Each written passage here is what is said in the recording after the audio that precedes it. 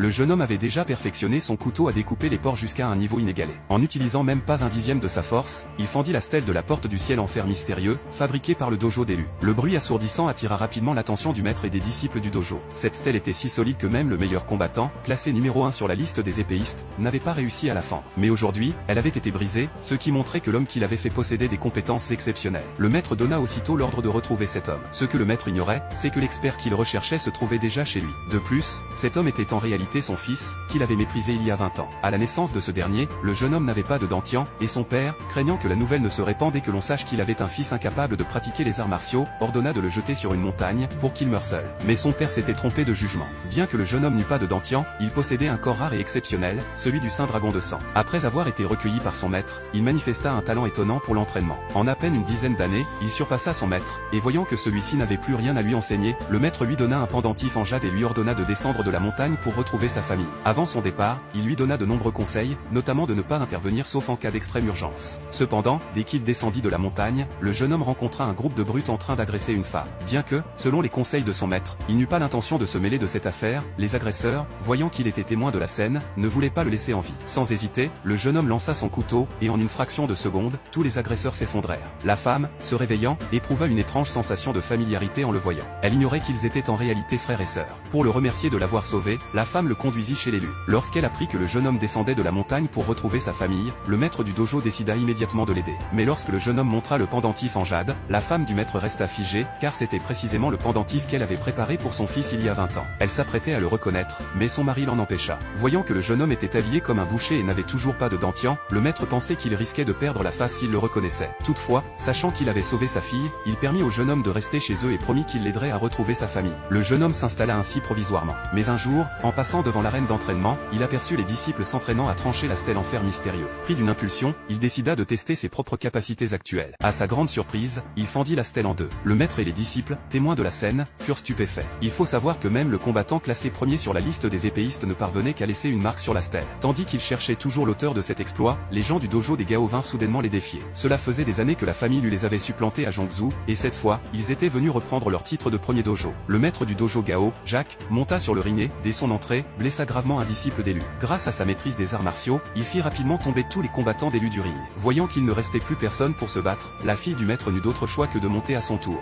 Mais après quelques échanges, elle fut rapidement vaincue. La mère, voyant sa fille sur le point d'être tuée, se précipita pour intervenir. Mais avant de le faire, elle ressentit un profond regret envers son fils disparu depuis si longtemps. Elle sortit donc le bracelet et se prépara à le reconnaître. Lorsque le jeune homme vit le pendentif et le bracelet réunis, il comprit alors que la femme devant lui était sa propre mère. Juste après ces paroles, elle se dirigea vers le ring pour sauver sa fille. En même temps, Jacques, prêt à porter un coup fatal à la fille du maître, fut soudainement arrêté par le jeune homme, qui, pris de pitié, sauta sur le ring pour bloquer le coup mortel.